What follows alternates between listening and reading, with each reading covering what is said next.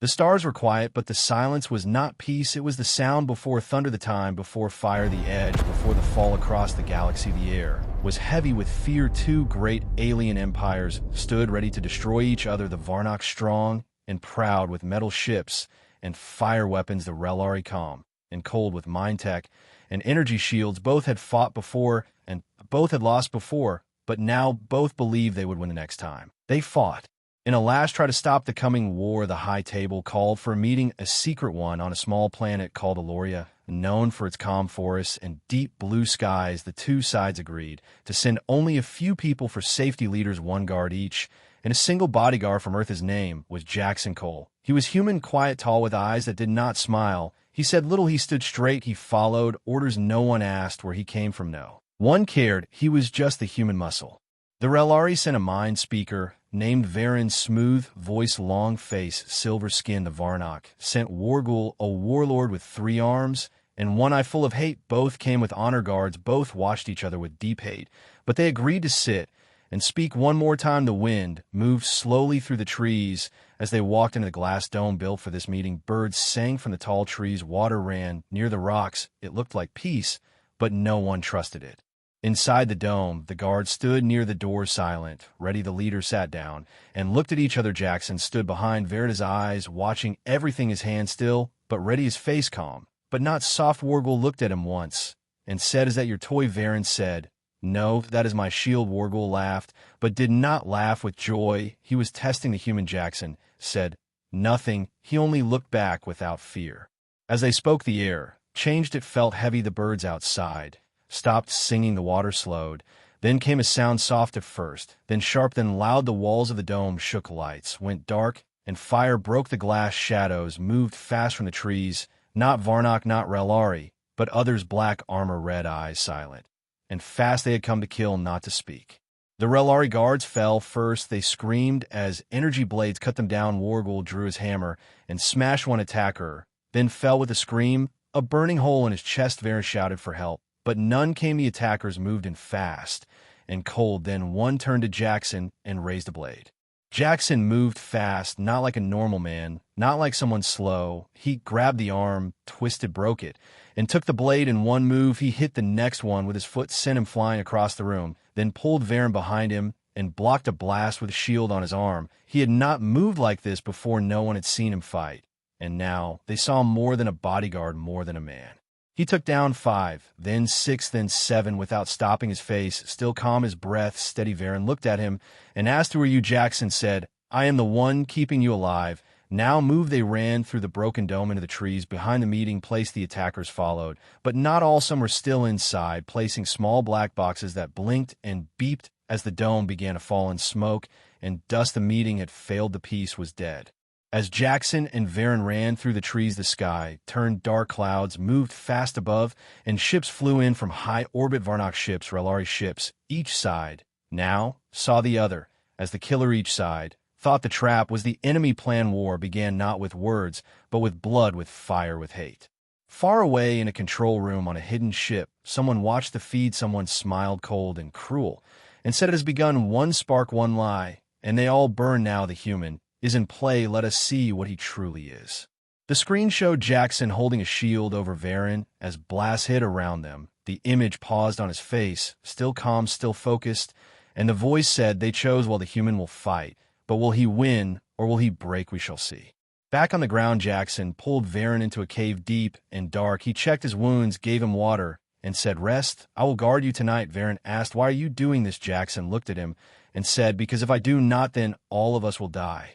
The stars above burned brighter, now not with peace, but with war, and one man stood in the middle, not for power, not for glory, but for something greater, something quiet, something strong, the chance to stop the fire before it eats the stars. And so it began, not with ships, not with leaders, not with plans, but with one man in the dark guarding peace with his hands and his will and his hope that he could stop what no one else could stop. The forest whispered with the breath of wind and ash as Jackson Cole moved with sharp steps through thick roots and wide leaves. His bodyguard armor now torn and burned, but his arms still strong, his mind still clear. Behind him, the Relari diplomat Varen limped forward, holding his side, where a deep cut leaked silver blood. Jackson did not speak. He only listened to the trees and to the air for sound, for movement, for signs of danger, because danger was near, and it was not from the sides they had once feared. Back in the dome, they had walked into a trap, not by Varnock, not by Relari, but by someone else, someone who did not wear a name flag, someone who wanted no peace, someone who wanted both sides to bleed and burn. Jackson had seen such tricks before. He had seen how war started not by armies, but by shadows in the dark, by small hands pulling strings until great powers fell apart like dry paper and fire. Now he had to stay alive, not for himself, but for the truth, for the one thing that could stop the war from turning into a storm that would break the stars. He had to protect Varen, not because he trusted him, but because he was the only one left who had seen what Jackson saw, and because the galaxy needed someone who still wanted peace. They moved through wet ground and glowing vines and strange sounds in the trees above, creatures of the forest watching, but not attacking, as if they knew something was wrong, as if they too feared what had begun. Jackson stopped by a fallen log covered in blue moss and raised a hand telling Varen to stay. Still he knelt and touched the moss. It was warm, too warm. Something had passed here a moment ago, something fast and heavy, not a beast, not a bird. He stood again and turned to Varen, who asked, "Are we close to the safe zone?" Jackson gave a nod, but his eyes said, "No." His eyes said, "Danger." His eyes said, "Be ready." And Varen felt a chill, not from the cold, but from the truth that even the forest was not safe anymore. Suddenly, a sharp light flashed through the trees, red and fast and silent. A beam meant to kill it struck a tree near Jackson's head and burned through the trunk with a hiss. Jackson pushed Varen down and rolled into cover behind a rock. He pulled the stolen blade from his belt and held it like an old friend, his eyes scanning the trees. He saw them, black suits, red lights, no face, no words, moving like ghosts, but hunting like wolves. They were not Relari, not Varnock. They were something else, trained and cold and deadly. They moved without sound and shot without warning. Jackson knew their kind not by name, but by smell, by speed, by the way they did not blink. He had seen them on old Earth battlefields, on missions that never happened, in places that maps had erased. They were killers built to break peace, and he was built to stop them. He moved fast, throwing a small stone to the left, then sliding right. As three beams burned the air where he had been, he jumped forward and hit one in the chest with the blade, breaking through the armor like it was paper. The figure dropped without sound. Jackson caught the weapon and turned, firing at the others, not wild, not loud, but with skill, with aim, with human will. One fell, another turned and ran back into the trees. Jackson did not chase. He grabbed Varen and pulled him to his feet. "We move now," he said, not with words, but with motion. Varen nodded and limped faster, pain in his side, but fear in his heart, not fear of death, but fear of what this meant. They reached a cave hidden behind a waterfall. The sound of water covered their breath, and the wet rocks made it hard to track them. Jackson made Varen sit, and then pulled out a small chip from under his arm, a tiny thing with a blue light. He pressed it and spoke low and fast. "Earth Command, this is Gray Sun. I have a live diplomat. Target is unknown group. Repeat, not Varnock, not Relari. Request extraction or fallback plan. Over." The chip blinked 3 times, then stopped. Jackson waited, breath still as a statue. Then the chip glowed green, and a soft voice spoke, "Fallback, approved. Gray Sun, proceed to Echo Point, transmit proof, and hold position." Jackson clicked once, then shut it down. He looked at Varen and said, "We go to the mountains, and you tell the truth." Varen asked, "What happens if no one listens?" Jackson did not smile. He only said, "Then they all die." They moved again at dawn light, cutting through the mist and the cold creeping through their suits. Jackson stayed ahead, always watching, always listening. He found tracks not of beasts, but of men, boots, not claws, and marks of heat burns on trees where no fire should be. Someone had been here, someone had come before them, and left a sign, not a warning, but a call. They reached a ridge where they could see the sky, and above them ships dark and cold, and ready hung like blades ready to fall. Jackson pulled a small device from his belt and held it high. It flashed a signal, a burst of code that only Earth eyes could see. Then he knelt and waited, but his mind did not wait. It moved fast, thinking of the next move, the next trap, the next fight. Below the ridge, something moved, a hum, a sound like metal rubbing on stone. Jackson pulled Varen back and drew the stolen rifle. 3 shapes moved through the trees, black like the others, but bigger, stronger, armored with strange shapes and moving like machines. Not men, they were not here to speak, they were here to end the job. Jackson fired 1 shot, then another. Both hit, both stopped. Nothing, the figures kept coming. He threw a flash stone, and it lit the air with fire, giving him just second to pull Varen back and run not forward, but down into a crack in the rocks into the dark, where machines could not follow, where he could breathe, where he could plan. In the dark, Varen asked, "What are they?" And Jackson said, "Something old, something hidden, something made for war by those who do not bleed." Varen held his side and asked again, "Why help me? Why not run?" Jackson looked at him and said, "Because I was not sent to run, I was sent to watch, but now I fight." The cave led to an old path used long ago by miners or traders, or those who wished not to be found. Jackson knew the type. He had walked such paths on Mars, on Europa, on Earth itself, when the sky was not yet filled with alien names and war flags. They reached a small station hidden by vines and broken walls, a place with old tech and rusted panels. Jackson moved to a console and plugged in the chip. It lit up and showed a map, 3 red marks, 1 green. The green was them, the red was death closing fast.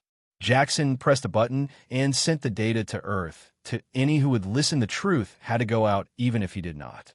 He turned to Varen and said, "We hold here, we fight here, we tell the stars what really happened." Outside, the wind rose, and the sky turned red with the fire of war. But in the dark, one human stood with steel and fire in his hands, ready to stop what the galaxy had started with nothing but truth and blood, and a will that would not bend.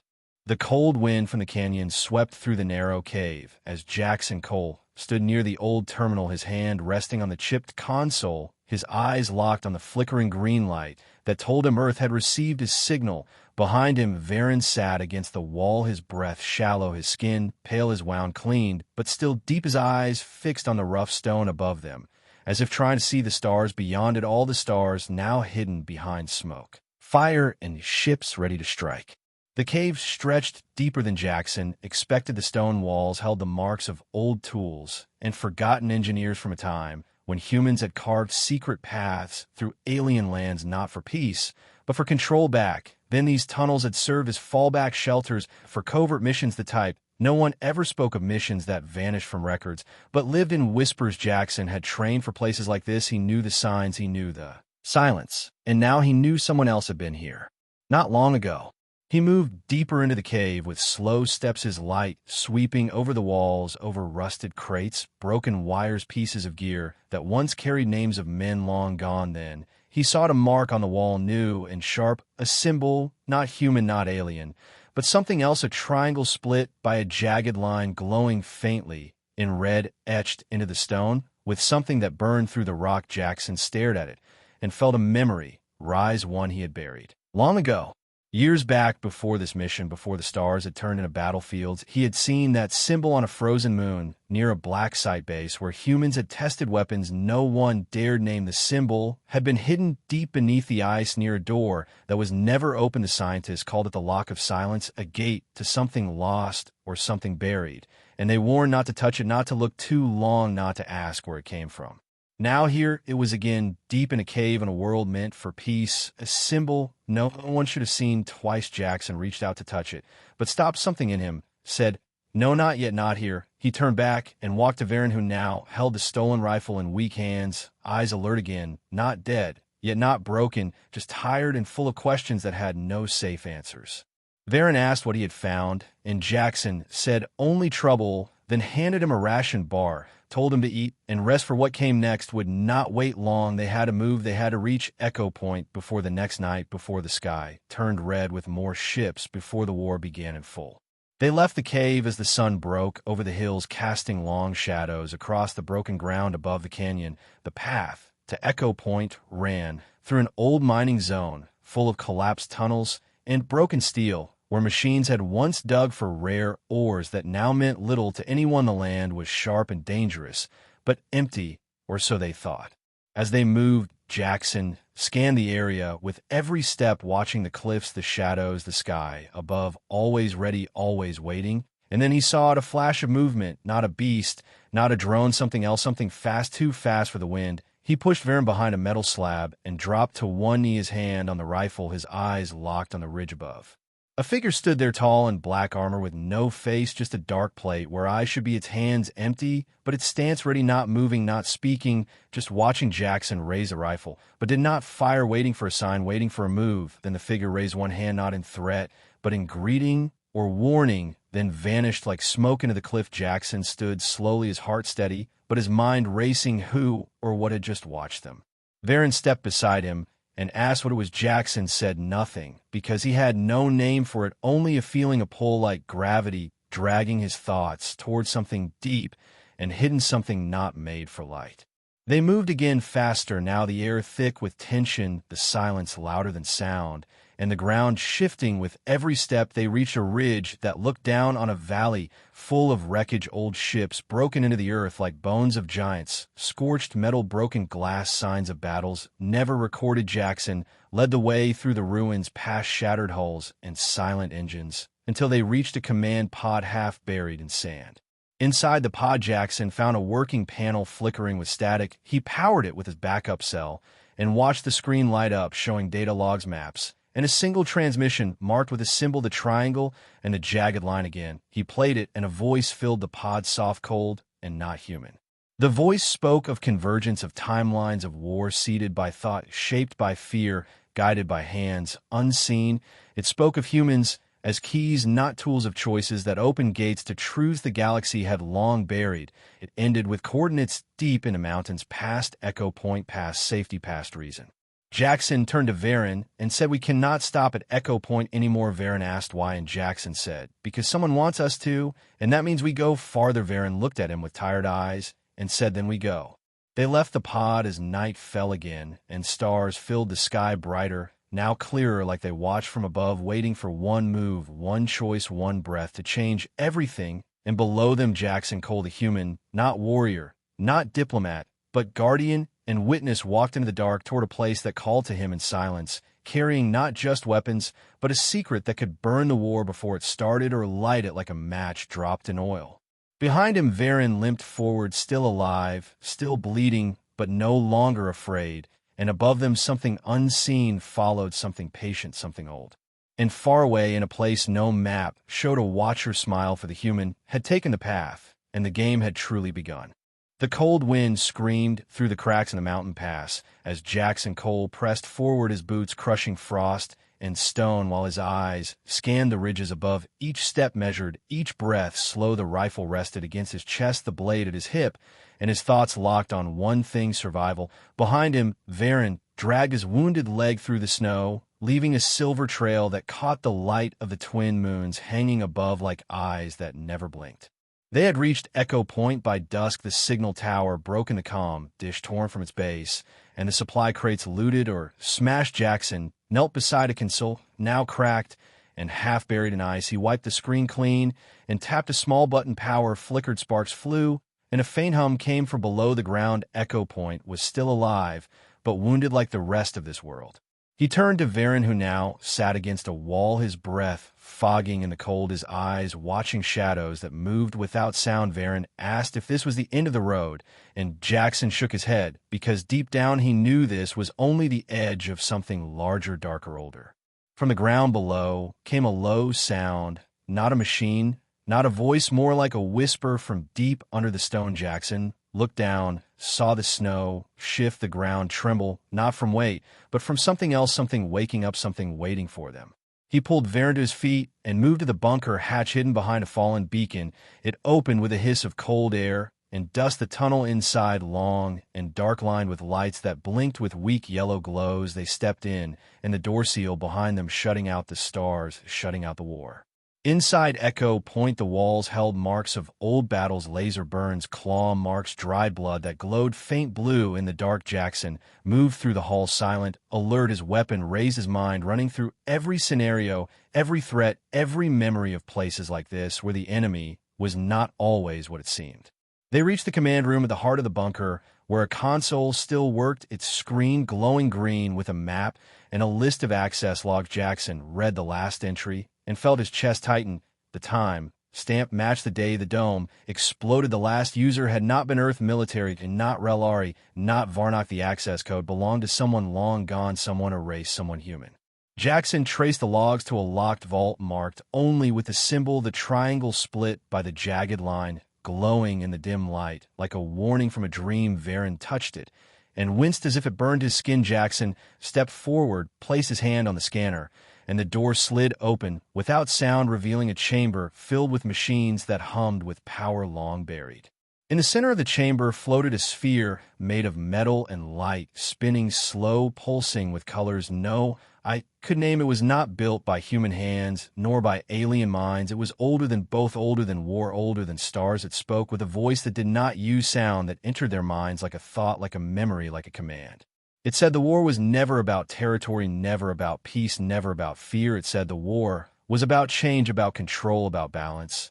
And the human choice would decide the scale. It showed images not of battles, but of doors opening, of fire rising, of stars blinking out one by one until silence swallowed the sky. Jackson fell to one knee, not from pain, but from weight, not from fear, but from knowing that this was the reason he was sent, not to guard, not to fight, but to choose, to see, to understand. Varen stepped forward, his eyes wide with light, with something ancient stirring inside him. He said he had seen this before in dreams, in old Relari songs about the first star, about the gate beyond death.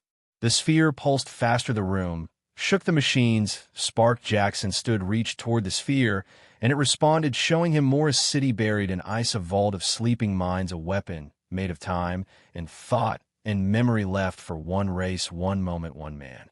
He turned to Varen and said, "This is not a war, it is a test, and we are the answer." And Varen said, "Then we must not fail." Above them the sky cracked with light, ships moving in orbit faster than thought, weapons charging, leaders shouting across the void, preparing to burn a world, for honor, for revenge, for nothing. And in the dark bunker beneath frozen stone, two lives stood before a truth no one had planned for, no one could stop. The sphere dimmed, the hum slowed, the door closed behind them, locking the secret away again. But Jackson had seen enough, and he would carry it not as a weapon, but as a warning. He turned to Varen and said, "We go east, we find the city, we wake the minds, and we end this before it begins." Outside, the snow fell in silence, covering the mountain like a shroud, like a lie, like a second chance. And somewhere far above, a watcher smiled again, because the path had not broken yet, and the fire had not burned out, and the game was still in motion. The wind howled across the frozen plains as Jackson Cole pushed through the storm, his coat whipping behind him like a banner of defiance, his boots crushed through layers of snow and ice, each step sinking into silence that stretched across the horizon like a graveyard of forgotten wars ahead of him. The path curved toward the valley where legends spoke of a city buried under glass and frost, a city not found on any map, not marked by any star, city that breathed in silence and waited for someone to remember. Beside him, Varen walked with labored breath, his wound wrapped in cloth, his eyes locked on the distant glow that rose faintly from the valley floor. The glow pulsed like a heartbeat, steady and slow, untouched by time or war, untouched by the fire that now filled the sky above them, where ships circled like vultures, waiting for the right moment to strike, waiting for orders, waiting for fear to win. They reached the ridge by nightfall, the stars hidden behind clouds, the ground trembling with distant echoes, not from footsteps, not from machines, but from something older, deeper, something calling them forward, not with words, but with memory. Jackson raised his scope, scanned the valley below, and saw at the edge of the city walls carved from crystal and ice, rising from the snow like bones of a giant, each tower broken, each gate sealed, but the heart of the city still alive, still waiting. They descended the slope, slowly, careful not to slip, careful not to break the silence around them. Varen placed a hand on a broken pillar near the entrance, his fingers glowing with faint blue light, a reaction not from blood, but from bloodline. His people had once known this place before memory became myth, before truth turned to legend, before war erased history. Jackson watched as the gate opened, not with noise, but with breath, the air shifting, the snow parting, the silence deepening as they stepped. Inside, the city stretched out before them, massive and cold, filled with ruins that whispered of great halls and voices now gone. Carvings lined the walls, strange symbols mixed with stars and lines, and eyes that watched from every surface. Jackson felt them not as threats, but as witnesses, like the city itself remembered everything and forgot nothing. He walked past frozen fountains, shattered bridges, walls that shimmered with unknown energy, and knew this place had been sacred. Not for power, not for glory, but for knowledge, for choice. At the center of the city stood a tower, tall and broken, its peak lost to the storm, its base surrounded by stone figures kneeling with heads bowed, hands open, as if offering something invisible, something lost. Jackson stepped between them and reached the door, his palm against cold crystal, and the door opened, revealing a stair that spiraled down into darkness, a stair untouched by time, untouched by war, untouched by fear.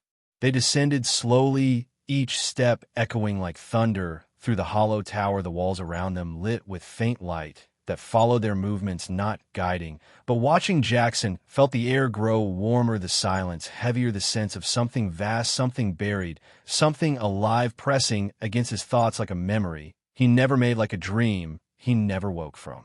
At the bottom they found a chamber, round and vast, filled with pillars of light, each one pulsing in rhythm, each one holding within it a figure, sleeping eyes, closed hands crossed over chest, faces calm, not human, not alien, something in between, something both, and neither. Varen gasped and whispered that these were the firstborn, the ones who had built the stars before races, before war, before names, before time.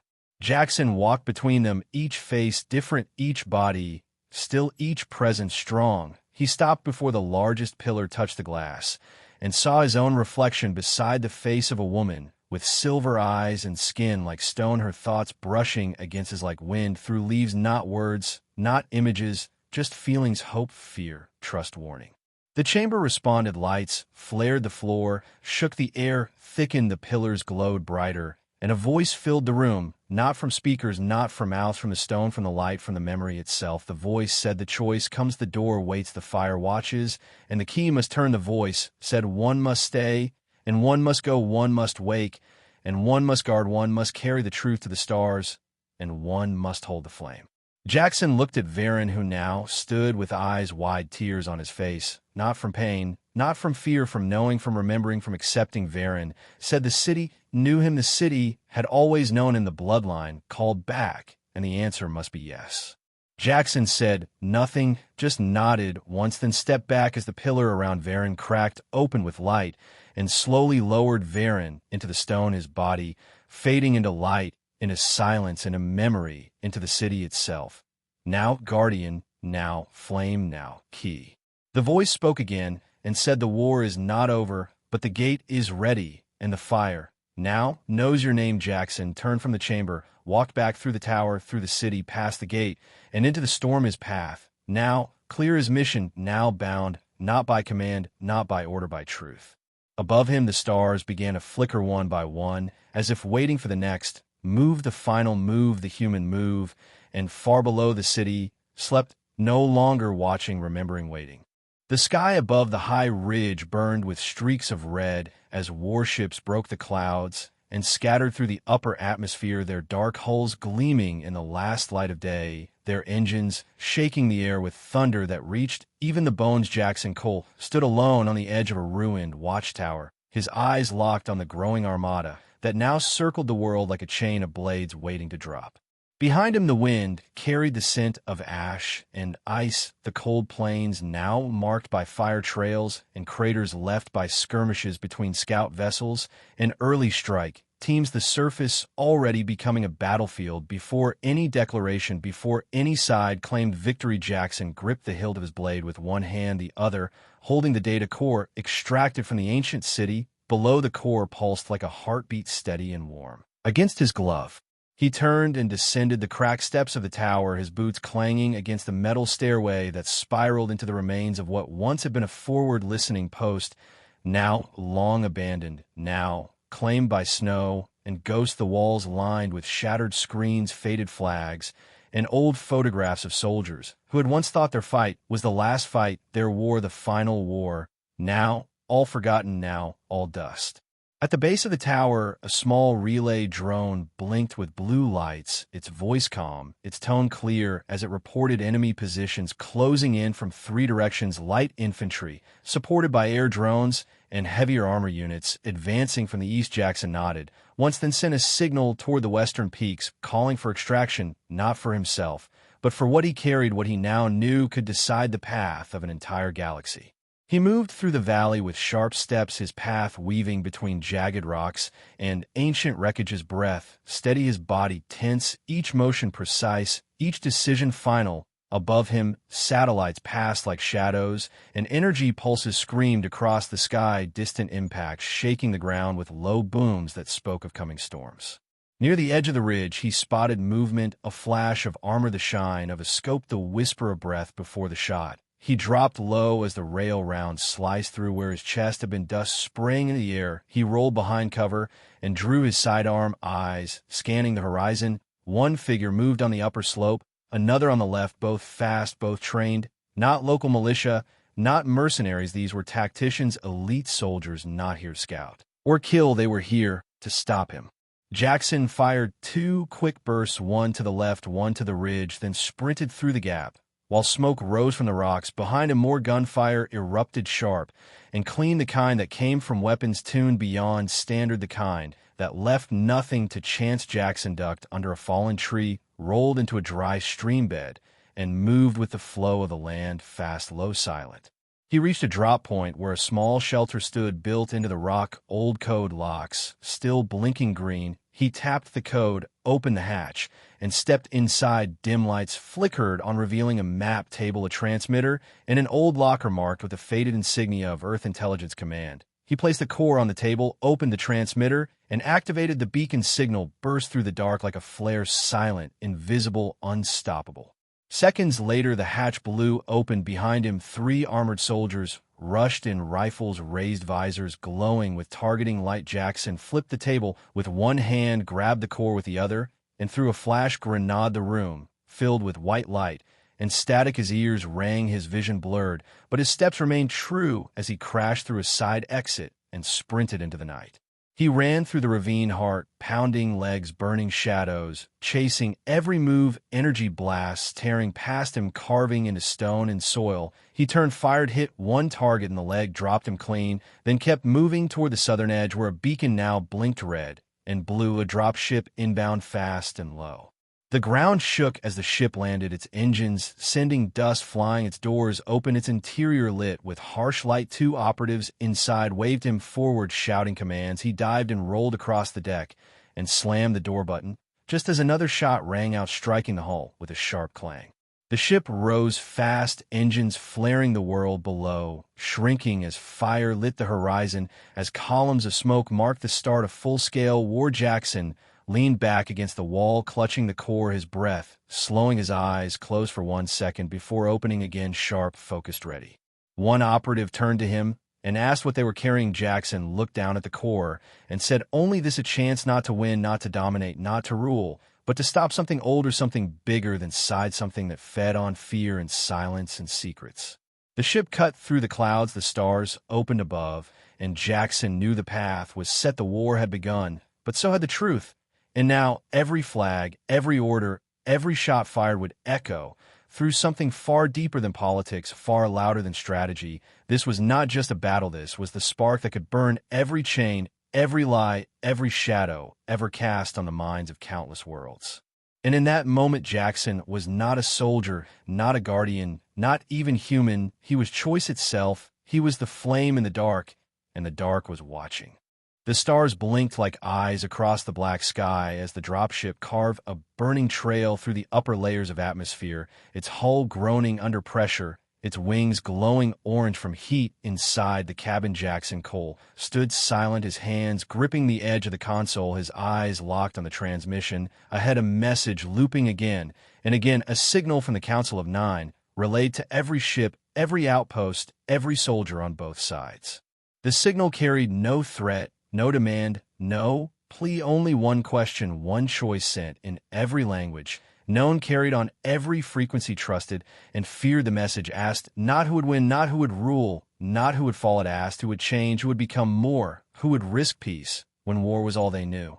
Jackson turned to the command officer beside him, a pale woman with scars across her left cheek and cybernetic veins glowing blue along her arm. She nodded once, her voice calm but firm, as she said, "The Council accepted the core and decoded the sphere. The truth was now public. Every side, Every leader, every fighter had seen the data, seen the ancient warning buried in the ice, seen the gate locked behind stars, seen the future that burned without balance. He looked back at the viewport as the dropship broke free of the storm and revealed the orbiting fleets above 100 banners waving in silence across the vacuum. Earth ships, Relari dreadnoughts, Varnock carriers, unknown vessels that shimmered like crystal and shadow, floating side by side, weapons, armed shields, raised commanders, waiting for one voice to break the quiet, for one reason, to unleash hell. The core had changed everything, not by power, not by design, but by proof. The war was not just conflict, it was bait. The ancient race, long dead, long silent, had left a trigger, not a bomb, not a weapon, but a test. If the war reached a certain scale, if blood reached a certain depth, the trigger would awaken an armada far beyond what any species could match, a fleet buried in dark space, built to wipe clean any race that chose endless destruction over growth. Jackson had watched the footage recorded in the vault, seen the armada sleeping in orbit around a black star, its ships massive and cold and ready, their AI minds older than stars, their programming simple: cleanse, restart, silence those who fail. Now every admiral knew, every president, every warlord, every citizen knew the truth, knew that one more battle might not end the enemy, might not bring victory, might not buy safety. It might open the gate, it might call the ancient ones, it might erase everything. Inside the ship, the lights flickered as a new signal came in a private channel, old encryption. Only two people could unlock it, Jackson and the Supreme Commander of Earth Forces. The message was short. A meeting location was set, not in a bunker, not in a war room, not on any capital world, but aboard a neutral station built decades ago for diplomacy and never once used until now. The ship turned course, engines flaring as it dove toward the small moon, orbiting the gas giant below the station, hovered above the surface, built like a ring of glass and steel, its lights dim, its ports closed until now. As they opened like eyes waking from a long sleep, Jackson stepped onto the docking platform, greeted by silence and shadow, his boots echoing on metal as he walked alone into the core chamber. Inside, he found not just the commander of Earth forces, but also the Relari high strategist and the Varnock emissary, each one flanked by guards, each one carrying no weapon, only data slates filled with images, filled with questions, filled with fear. No one spoke at first, the silence thick, the tension sharp. Then Jackson placed the core on the center table and played the final recording, not from a sphere, not from any council, but from Varen, his last words stored in the memory of the city. Beneath the ice, his voice calm, his eyes filled with light, as he said, the universe does not need more kings, more generals, more martyrs. It needs bridges. It needs choices not made by war, but by truth. He told them the gate waits, the armada sleeps, the fire watches, and only one act could close it, only one agreement, made not from power, not from threat, but from unity, real cost, real risk. The recording ended, and the chamber stayed still for long seconds before the Earth commander finally stepped forward and removed the patch from his uniform, placing it on the table. The Relari did the same, then the Varnock, then Jackson. Outside, the fleets held position, the weapons lowered, the shields dimmed, the stars watched without judgment, and across the galaxies broadcasts changed from targets and tactics to talks. In terms, the war did not end in one day. No peace ever does. But in that moment, one human, one choice, one truth shifted the tide and gave every world one more chance. Jackson left the station alone, his mission done, his path quiet, his name already fading into myth, into memory, into something larger than a story, something born not of fear, but of fire that refused to die, even when the night closed in, even when the war begged for blood again and again. And far beyond the edge of the known, the armada slept a little deeper, waiting a little longer, as if even they now wondered what a human might choose next.